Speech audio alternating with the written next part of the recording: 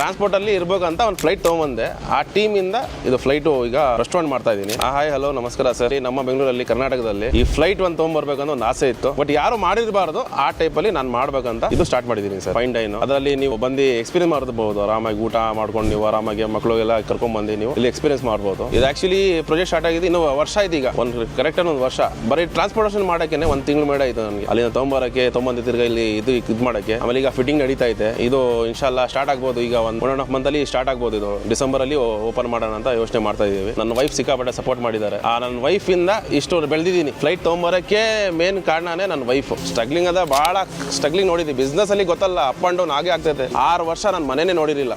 6 ವರ್ಷ ಬರೀ ರೋಡಲ್ಲಿ ಮಲಿಕೊಳ್ಬೇಕಾಗಿತ್ತು. ಅದೈದು ನೋಡಿ ನನ್ನ ಕಾರ್ ಫಾರ್ಚುನರು. ಅದರ ಮುಂಚೆ ಒಂದು ಝೈಲೋ ಅಂತ ಒಂದು ಕಾರ್ ಇತ್ತು.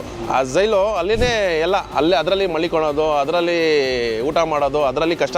ಅದೇ 4-5 ವರ್ಷ ನಾನು ಬರೀ ರೋಡಲ್ಲಿ ಇದ್ದಿದ್ದು. ಇದು ನೀವು ಸೀದಾ ಸಿಟಿಯಿಂದ ಬಂದರೆ ಬನಾಟೋ ರೋಡಲ್ಲಿ AMC college opposite euro school. ಅದು ನೋಡೋಣ ಸರ್, 24 ಡಿಸೆಂಬರಲ್ಲಿ ಓಪನ್ ಮಾಡೋಣ ಅಂತ ಯೋಚನೆ ಮಾಡಿದ್ದೀವಿ ಸರ್.